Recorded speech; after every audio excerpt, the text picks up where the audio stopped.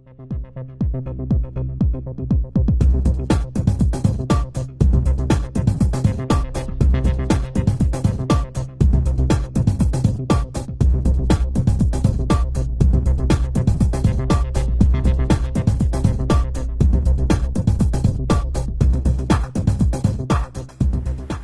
I'm Brian from TubeClockDB, and today we're going to be looking at the thermNeon from Salty Chips. It's a digital thermometer based on an IN13 tube. Let's begin with a size comparison and then we'll do a walkthrough. This is a can of Diet Coke, and if you have something like, say, the NixiTherm, you'll realize that this is actually a meaningfully larger device. And so just for comparison, because I know it's going to come up, this is a NixiTherm. In terms of thickness across this dimension, they're functionally the same. It's quite a bit wider by about another inch over here. Let's see what else we have here. We've got the acrylic display at the top. Let me see if I can get that in the shot, or at least a nice view of it. The thermNeon, it's actually quite a bit thicker than here. They're attached using entirely different mechanisms, and again, I'll talk about that in a minute too.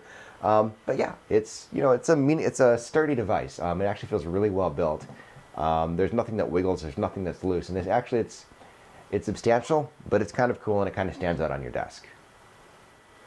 This was taken from one of the kits. It's just the scale and the tube component. Just want to show how it's assembled because it's actually kind of clever. Let's just pull out the tube here. Be gentle with it.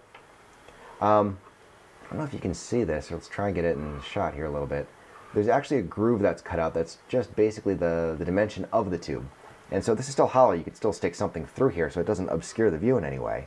But it means that the tube has solid support across the entire length of the tube. So the tube's not going to come out. You could still probably jam something in here and break it if you want, but it's a nice design. It provides a level of protection for the tube, both in terms of twisting it or breaking it, as well as some shock protection, without actually obscuring the display in any way. And so I thought this was a particularly clever design. I'm sure it wasn't cheap to manufacture, but the end result is actually it's a good product. Looking at just the hardware by itself, this is definitely a solid device, and I'm very happy with it. But what I think really makes it kind of stand out is the actual menu structure, because there's some ingenuity here.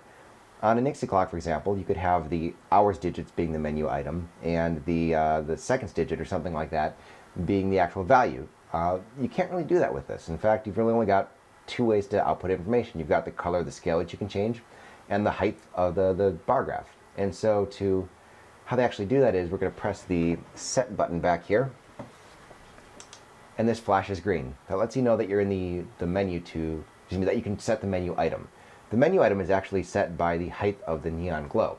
So at 10 degrees Celsius, we know that we're changing the duration of the display, meaning how long does it show the temperature? Is it 5 seconds? Is it 30 seconds? Is it a full minute? Item number 2, as you can see, we jumped up to about 15 degrees Celsius here. We can change how frequently it displays. So do we show it once a minute, once every 5 minutes, once an hour? Item 3, about 20 degrees Celsius, we can set the cold set point, and I'll talk about these here in a second. The hot set point, the cold set point color, the hot set point color, and then just the illumination, how bright we want this to be. And once we press it again, we go back to the normal display mode. If a thermometer can have a killer feature, this is it. When the device comes on, I have 75 degrees set to be my warm point, or my hot point, excuse me. And so if it's that temperature or above, the whole scale will glow red. I have 60 degrees to be set to my cold point, and so if it's 60 degrees or below, the background will go blue. And if it's anywhere in between there, it will mix the two colors proportionately. It doesn't have to be red and blue, they just seem to be kind of intuitive colors, but you could do yellow and green or something like that too, just whatever your preferences are. And so you just saw what it was like warm. I'm going to use some of this dust remover. I'm going to spray the back just to cool it down a little bit. We're going to reload the temperature and see what it does. Should have cooled it down quite a bit. Let's turn it on, and now we can see it glows kind of a nice blue. Cool it down a couple degrees there. Now normally you would set these to more sane temperatures, like 65 degrees might be cold for your house and 80 might be warm. But it depends on your use case and your preferences. But it's one of those features that I've never seen anywhere else, and I thought was actually really innovative and one of the standout features of this device. There's one other feature that's not really accessible via the normal menu, and it's called live mode. So when the device normally wakes up, it measures the air around it, it fades up to the appropriate temperature, it pauses, and then it shuts back off. It's not updating live when it does this. This is really just kind of a display effect here. What live mode does is it continuously measures the air and updates it. So to get into that, we're going to press the up button right while this is waking up. So I'm waking it up, pressing and holding on the up button here for a second. And now it should be continuously updating the temperature based off of the air around it. So I'm touching the sensor in the back. We can see it getting a little bit warmer. We're going to use this guy again here to cool it down. We should see the temperature drop. And we can see it adjusting the color of the scale appropriately, just like we were talking about. And yeah, you can see it actually just measuring in real time as the temperature changes.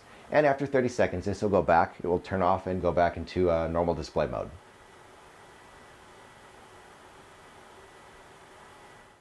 Now, I mentioned that this device also comes as a kit, and so we're just going to walk through what's inside the box. Obviously, it comes with an assembly manual. Kind of hard to assemble without this. If you're curious what's involved with actually building one of these, you can download the PDF from the website. I'll post a link in the review. But I really appreciate the attention to detail. There's a bunch of photographs and a bunch of really nice illustrations, which means that someone with minimal experience should be able to assemble this without too much difficulty. Both devices, the assembly kit that is, come with the manual. It's not particularly thick. It's only 5 or 6 pages. And it largely just talks through the specifications and the the menu items, which I just showed. We have the mounting hardware. We have the actual PCB and the through-hole components. We have some static sensitive components here. I don't necessarily want to open that and damage them. We have all of the chunks of wood that assemble to make the device. We have a power brick. We have a USB cable. And then the nice scale and neon tube, which I showed a little bit earlier in the review. So this is the third Nixie thermometer that I reviewed. The first was a Nixie Therm, the second was a Temp and Glow, and this is the thermNeon. You know what, I think the standout feature for this guy is just the number of options and the fact that they were able to come up with a coherent menu that uses a combination of the color and the height of the neon glow to convey information. The fact that you can set cold and hot set points I thought at first was a little gimmicky, but it turns out it's one of the features that I use pretty regularly. Being able to just look across the room and see what color it's glowing is actually kind of useful. I like the fact that the tube itself can be set to come on and off at regular intervals. Normally I have mine display the temperature for 30 seconds every minute. You can change that based off of 30 seconds every 2 minutes, 5 minutes, hour, etc. And you can adjust for how long the temperature is displayed, anywhere from 1 second to a full minute. That's done to preserve the life of the tube. To be honest, I don't actually know what the life of one of these tubes are, and I'm having troubles figuring out, exactly how these tubes age, if they lose accuracy, if they just kind of get darker, or what happens. And so if anyone has any information on that, I'd certainly appreciate incorporating it into the written part of the review. For comparison, with my Nixie Therm, it's probably about 1.5 years old and been plugged in and running for most of the time. It doesn't appear that the tube has degraded in any way, but it's also filled with argon, so it's a slightly different chemistry as well. But overall, the fact that it's actually got a bunch of really neat features built in here, the fact that the tube is thoroughly protected in this acrylic case here, means that this is a really solid device, and I'm happy to recommend it. I think it's a very cool gadget.